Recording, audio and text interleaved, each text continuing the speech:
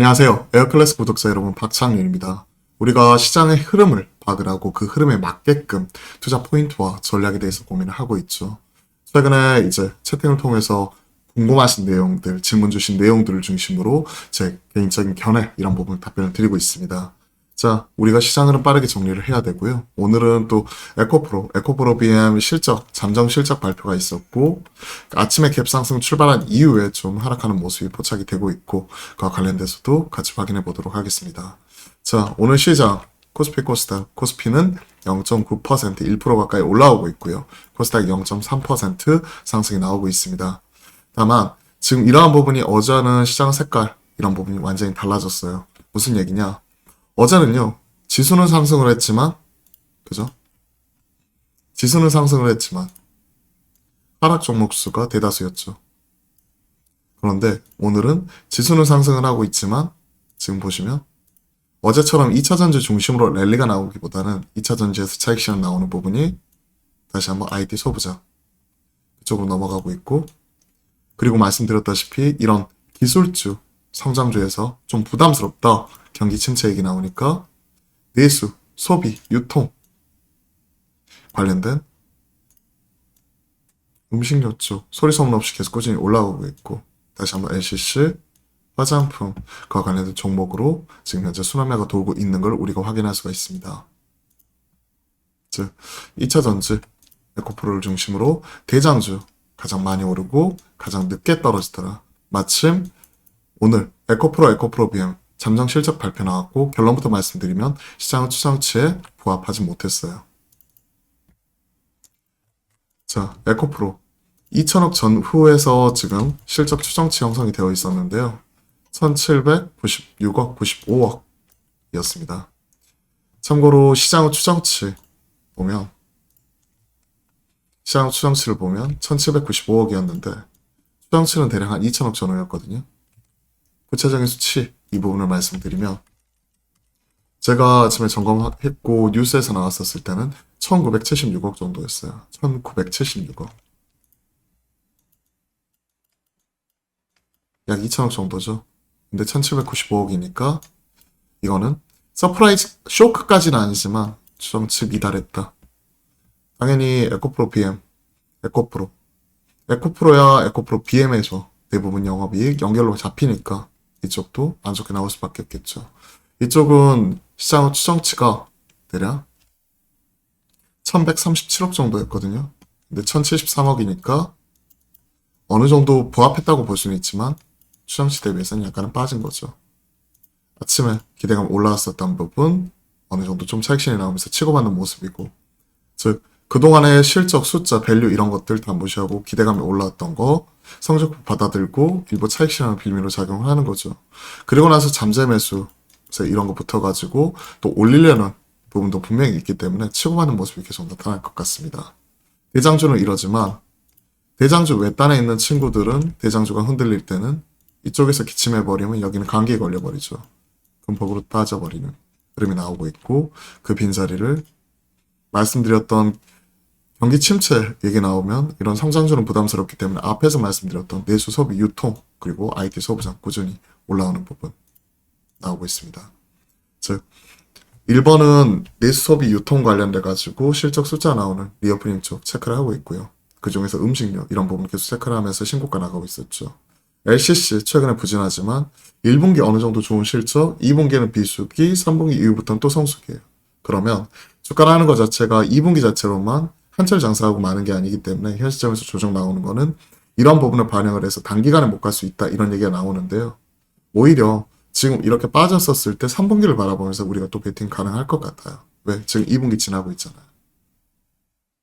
이런 것들을 같이 말씀드리고, 이런 질문 특히나 1, 2월 실적 좋고 3월달부터 이제 비수기 영역이다. 왜? 동남아만 보더라도 11월부터 3월까지가 2월까지가 건기예요. 그리고 3월까지는 그런 흐름이 이어지고 그 다음부터 비수기 접어들고 우기 접어들죠.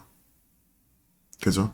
그런 부분이 나오는데, 여름 이제 방학을 맞아서 이제 유럽이 되었던 일본이 되었던 또 이런 단거리 중장거리 노선 이런 부분이 또 성수기로 접어드는 부분이고요.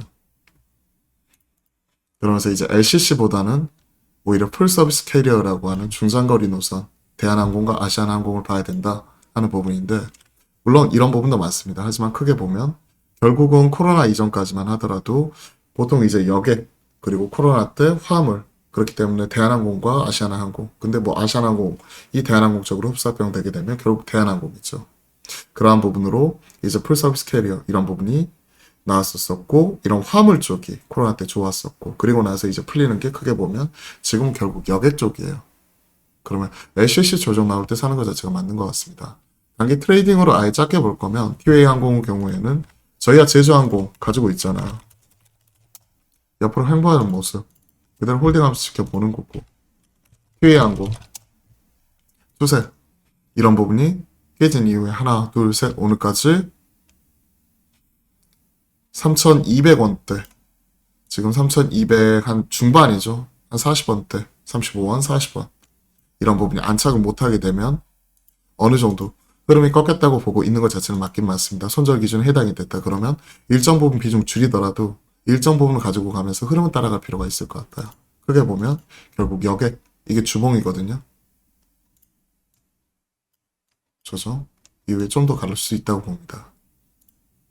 아예 단기적으로 아예 짧게 잡고 접근할 거냐, 최근에 나타나고 있는 여객 수요 회복이 되는 거 보면서 길게 보고 접근할 거냐 하는 측면에서는 저는 이쪽은 오히려 중장기적으로 길게 볼 수 있다고 생각을 합니다.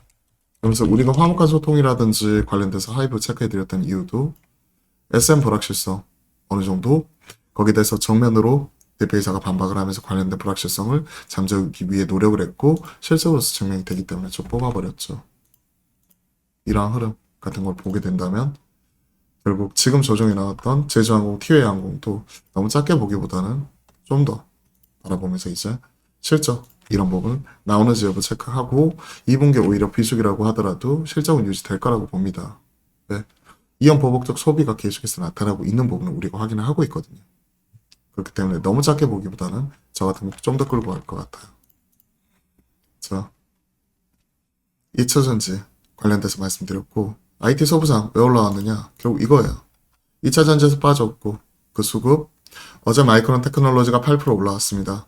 그러면서 이제 삼성전자 감산 본격화 이후에 그때 이후에 시장 반응을 보겠다라고 말씀드렸는데, 시장 반응은 삼성전자, SK 하이닉스를 중심으로 1차적으로 올라왔고, 그리고 오늘은 IT 소부장이 올라오죠. 그러면 이제 바닥 잡기 들어갔다는 얘기예요.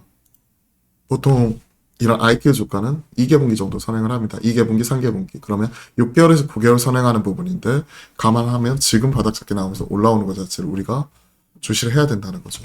원래 강했던 친구, 파크 시스템즈, 한미 반도체, 그리고 오스타트 쪽에서는 제가 체크하고 있었던 하나 마이크론, 거기에 더해서 최근에 SFA 반도체 이런 부분도 체크를 해야 될 것 같고요. 지난주에 제가 인텍 플러스 관련해가지고 이제 그 탐방 라이브 이걸 들었거든요. 근데 이쪽도 2차 전지 쪽이 작년에 100억 수지였다면 올해 300억 수지로 3배가 증가하더라고요. 그죠? 증량으로 따지면 200% 성장 하는 부분이기 때문에 인텍 플러스 같이 체크를 하고 있고, 이쪽은 사실 모멘텀 손해로 봐야죠. OLED 쪽 투자. 근데 선익, 주성 이런 친구들은 또 반도체 증착 쪽도 같이 들어갈 수 있는 부분이니까 OLED와 따로 떨어져서 같이 체크를 해야 될 것 같습니다. 선익, 주성. 즉 이러한 종목들을 중심으로 체크. 두산, 테스나요? 하나 마이크론, 시스템 반도체. 그죠? 하나 마이크론은 55%가 시스템, 45%가 메모리 쪽 특화되어 있고, 그죠? 두산 테스나야 당장은 실적 부진은 예상이 되고 있습니다. 왜? 이쪽은 웨이퍼 테스트 쪽 하는 쪽이죠. 외주, 웨이퍼 테스트 외주인데 감산해버리게 되면 삼성이 당연히 이쪽 실적은 안 좋을 거다. 하지만 저점 바닥 잡기 나오면서 하반기 회복을 할 거지 하는 기대감 반영해서 먼저 움직이고 있기 때문에 주가 측면에서 당연히 체크. 이런 부분으로 계속 체크를 하고 있고, 이것 때문에 어제 하나 마이크론 등 관련된 종목들 체크하겠습니다 라고 말씀드렸는데 오늘 바로 반응이 나와버렸죠. 자, 관련된 내용과 흐름 이런 부분 쭉 점검을 해드렸네요. 학회 모멘텀 이번 주 금요일, 제가 지난주 말씀드릴 때 이번 주 금요일 날 14일이기 때문에 지난주에 말씀을 드릴 때 자, 이번 주 수요일 전후 해가지고 파는 거 고려하겠습니다. 올라오죠? 그러면 내일 정도 전후 해가지고 추가적인 상승 흐름 더 나오면 팔면 됩니다. 물론 더 올라갈 수 있어요. 이쪽은 완전 각계 전투이기 때문에. 하지만 저는 이벤트 드리븐 측면에서 이와 관련된 투자 전략도 같이 말씀드렸죠. 자, 관련된 내용까지 말씀을 드려봤네요. 자, 요즘에는 주로 이제 채팅을 통해서 꾸준히 소통을 하고 있기 때문에 이 정도로 하고요. 우리 오늘 현대차와 그리고 SL 목표가 상향, 그쵸? 현대차, SL 발송을 했습니다. 그렇기 때문에 목표가 좀 더 올렸고요. 이제 반도체, IT 소부장 등 우리가 2차 전지 외단에서 이제 분산이 나올 수 있는 종목들 꾸준히 준비를 하도록 하겠습니다. 자, 오늘 오후장도 기운 내서 화이팅 하시고요. 좋은 하루 보내셨으면 좋겠네요. 오늘도 화이팅입니다.